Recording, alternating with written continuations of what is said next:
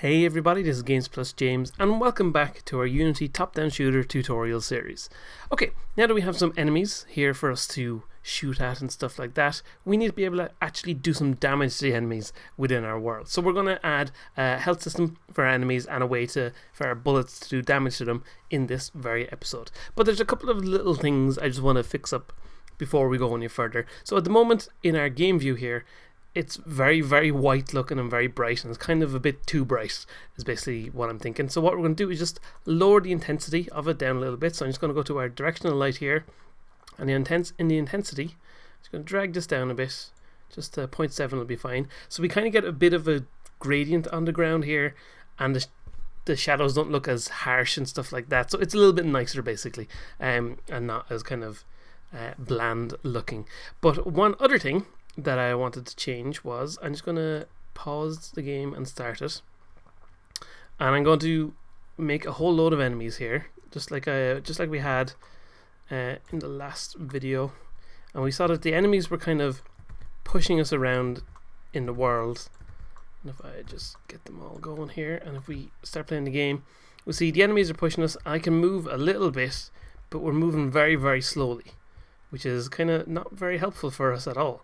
So if I just pause this again, what we're going to do, just as a test, we'll do this while the game is running, but we're going to go to the player, go to the player's rigid body, and we're going to set his mass up to, let's say 10, and we'll start the game again. And now we should see, now we can push the enemies around a bit, so you don't feel as helplessly trapped when they come at you. And if you're getting hurt by enemies attacking you and you can't escape them, well, obviously we'll be able to escape them once we start shooting them, but if you can't escape them in other ways, it's kind of a bit weird. So now that we have a little bit more mass on the player, we can move them around much more easily. So I'm going to stop the game. We're going to remember to actually apply that to the player when the game is not running as well.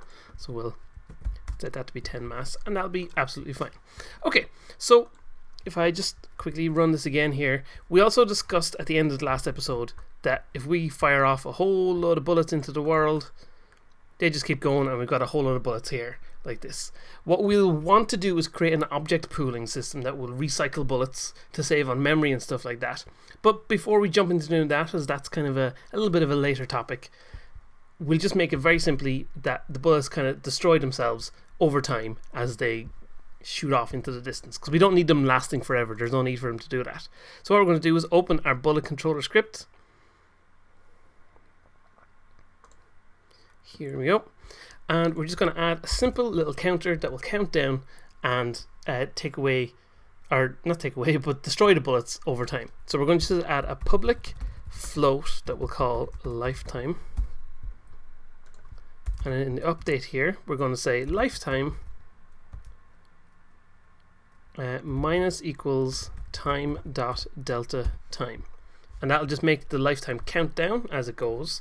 So say if we start off with a lifetime of say 5 seconds, we'll make it slowly count down from 5, and then what we'll do is just say if our lifetime is less than or equal to 0, so if we go below 0, then what we want it to do is just destroy game object. So I'm just going to save that. We'll pop back into the game to test it out and make sure that it works okay. So we'll let it compile, and then we'll go to our prefabs folder down here, go to our bullet, and then we can see now we have a slot on our bullet controller for lifetime. So I'm going to set that to be, we'll just set it to like 3 seconds. That should be okay. And now I'm going to turn off maximize here so we can see on the left here what happens. Once the game starts running, we'll fire a bunch of bullets away, let them go, and just as time counts down, we see all the bullets disappear from the game. So now we're not being left with a whole load of bullets appearing over time. They're just kind of going off and getting destroyed as they go. So that's much better, and we're not ending up with a whole load of extra objects taking up all the memory of the game, which is obviously a bad thing. Okay, so now that we have those bullets dealt with, let's start doing some damage to our enemies. And if we're going to do damage to the enemy, we're going to need a way, obviously, for the enemy to take damage. So we're going to create a new script in our scripts folder, create C#, and we're going to call this our enemy health manager. We'll open this up here. give it a second. There we go. Okay, so on our enemy health, obviously we're going to need to know how much health the enemy has. So we're going to have a public int that we'll call health, and that's just what we'll use as the starting point for what the enemy's health is. Just in case at some point we want to reset the enemy's health at any point, we want to use a private int that we'll call current health to keep track of how much health the enemy currently has. So for that, we'll need, in the start function, we need to say, okay, when the game starts, or when the enemy first appears in the game, his current health should be equal to whatever his starting health is. So current health is equal to health. Then what we need to do is, in our update loop here, we just need to know, okay, if our current health goes below 0, then we'll just destroy the enemy from the world. So here we can just say, if current health less than or equals 0,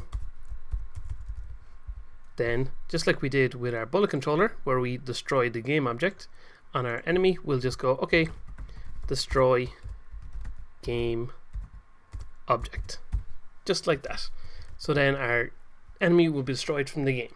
But of course at the moment there's no way for actually doing damage to our enemy. Now there's a couple of different ways we could do this. We could, on our bullet controller back here, whenever it hits the enemy, whenever it detects the enemy there, we could say, okay, we've hit an enemy, so go to the current health value and subtract that away. But if we wanted to do that, we'd have to make this a public value for it to be able to be interacted with. So what we're going to do instead is create a simple little function to handle that. So we're going to say public void hurt enemy. So this is going to be however much damage we want to give to the enemy to take it away from the health here. So when we're calling this function, we want to say, okay, how much damage should we take? So we'll have an int called damage, and this will be how much damage we're actually going to do to the enemy. So what we can do within this function, what we're saying is, okay, so a bullet has hit our enemy. We're calling the hurt enemy script. The bullet will have a certain damage number attached to it that will take it away from our enemy. So what we want to do here is say, okay, our current health should be minus equal whatever the damage value is being sent in from the bullet. And that's all we have to do in this script here. So what we can do then is jump back over to our bullet controller. So our bullet controller obviously needs to hit our enemy. So what we're going to do is say down here, void on collision enter. So basically when a collision occurs between the bullet and some other object in the world, we need to detect what the other object is. So we'll say here, on collision enter collision other. That's just a reference to what is the other thing that we got into a collision with. And then within here we're going to say we want to be able to check what is the thing that we've just hit. Well, if we go back into the game, it'll take a second to compile, or not into the game but into Unity. Just take a second to compile what we had done a second ago, and then we go to our enemy. What we can do is give that a tag here that says that it is an enemy. Now we don't have that option here out of the ones that are available, so we're going to go to add tag at the bottom. We're going to add a new tag here that we're going to call enemy. Let me go back here, and now once we go back to the enemy, we can go to the drop down again, and we now have a slot here for enemy. So what we can do is say, okay, if our bullet collides with anything that has the tag enemy, then we want to take some health away from it. So we'll go back to our script.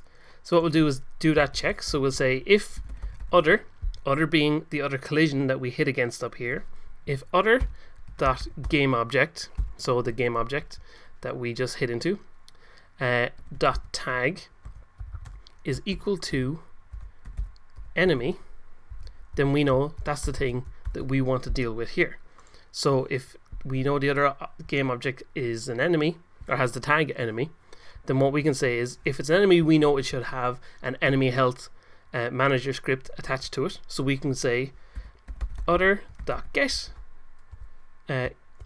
other.gameObject.get component. So we're getting the component attached to the game object that we just hit into, and the component we want is the enemy health manager. So that script on the other object, what we want to do is run the hurt enemy script within that. So we'll say hurt enemy, and then what we need to do is give this a damage amount that we want to give to the enemy based on what our bullet has. So we'll need to be able to set that amount, obviously. So up at the top here, we're going to add a public int, we'll call it damage to give. And then down here in our hurt enemy bracket, so we have hurt enemy and then a bracket, and it says we already set it up so that we are requiring an int to be sent in there. So we can say our damage to give int that we just created at the top, that's what we're going to tell it to do. And then we're going to hit, we didn't need the errors appearing, we're going to hit our semicolon to finish the line, and we're going to save this and then jump back into Unity. And now we need to set up how much health our enemy actually has and how much damage we're doing with our bullets. So on our enemy, obviously it doesn't have the enemy script attached just yet. Highlight him again. So we'll grab our enemy health manager script, drop it onto him there. We'll give him a health of 5, will be plenty. And then go back to our prefabs, and on our bullet we now have an extra slot for damage to give. We'll just set that to be 1 because it's nice and simple. And then we're going to hit play. Give it a second. Our little enemy guy is following us around. Now we can shoot at him a couple of times, and we can see we're doing damage all the time, but we're still getting the thing where our bullets are pushing our enemy back a little bit, and we could end up in a situation where our bullets will do the thing we had before, where it'll just push the enemy miles off screen, and obviously that's not what we want to happen. So we'll go back into our script on our bullet controller, and down here, just after we take the damage from the enemy, just below that we're going to add a simple destroy game object. So much like we're doing when we run out of lifetime, we're going to destroy the game object here, and then that will make sure that it doesn't push the enemy back, but it does some damage, and we can just do consistent damage to the enemy and not have to worry about him being pushed around the place by super strong bullets for some reason. Okay, so we'll let that compile. We'll run this again, and now you can see one more. There we go. He's destroyed. He's not getting pushed around like crazily by bullets and stuff like that, and we can actually do some damage to our enemies. But of course, at the moment, he's not doing any damage to us. When the enemy walks into us, he's just kind of, he's not even able to push us around too much anymore. He's very slowly pushing us, but we can just stand here and shoot him and not really worry too much. So we need to add an ability for our player to actually take some damage, and that's what we're going to take a look at in the very next episode. So thanks for watching this episode, and I'll see you all very soon.